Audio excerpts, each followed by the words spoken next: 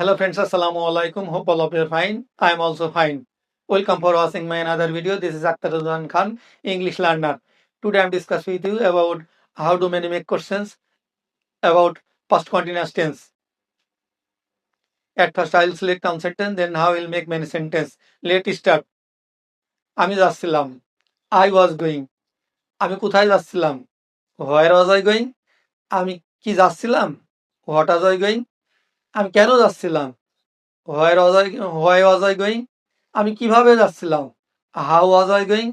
আমি কখন যাচ্ছিলাম? When was I going? আমি কার কাছে যাচ্ছিলাম? To whom was I going? আমি কার দ্বারা যাচ্ছিলাম? By whom was I going? আমি কার সাথে যাচ্ছিলাম? With whom was I going? আমি কতক্ষণ যাচ্ছিলাম? How long was I going? আমি কত দূর যাচ্ছিলাম?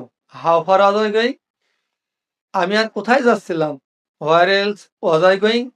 আমি আর কি যাচ্ছিলাম? What else was I going? In this way, I will make sentence. Hopefully, I will be fluently divided.